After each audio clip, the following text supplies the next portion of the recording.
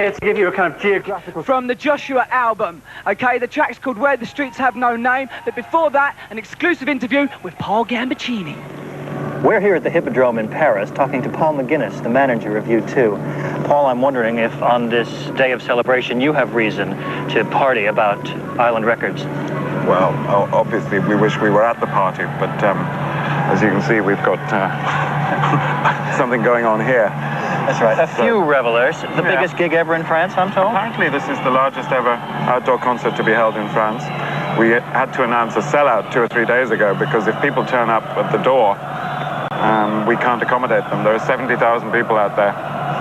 Well, I can't imagine a building that holds 70,000, so I'm sure it is the biggest gig, dead certain. But this is just a stop along the way for you. We've another 10 months or so to go. We're working in Europe, mainly in situations like this, until about August the 8th in Cork. Then we take about a month off and we start up probably in Philadelphia about September the 11th or 12th. And that'll be another 3 months in North America up to mid-December. Then we'll stop for Christmas and start up in Australia, New Zealand at the beginning of February. You were in your ascendancy as the renewal with Island Records was coming up, and you chose to stay with the label, unlike a couple of people who went for the big bucks from the big labels. Now, why did you resign? Well, we got some bucks as well, mind you, but I think our own relationship with Island has always been, it's been getting better since it started, and it was good then. The independence of Island Records, I think, always appealed to us, and they recognized the way in which we wish to be independent. We have had the immense satisfaction this year of proving the whole industry wrong, if you like, by selling to date 7 million copies of the Joshua Tree worldwide.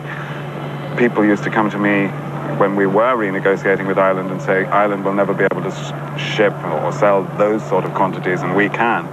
And I think Island Records deserve to be congratulated, and all their licensees, on that magnificent sales achievement, which I'm sure will go on and on this year.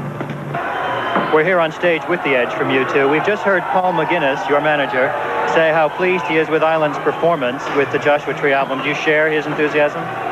Oh yeah, obviously. Well, it's by far our most successful record to date.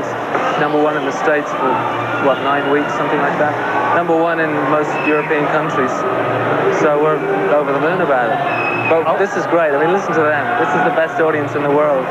Well, we are in Paris with 70,000 people, we're told, waiting to hear you. Now, I'm wondering, is this an artistically fallow period, touring in gigs like this, or do you actually progress musically doing this? Well, songwriting doesn't stop when you go on the road. If it does, you're in a very bad position, because what used to happen to U2 is after we'd finished the tour, we'd have to go back into the studio and almost learn how to write songs again. So now we're constantly writing. We write songs every week.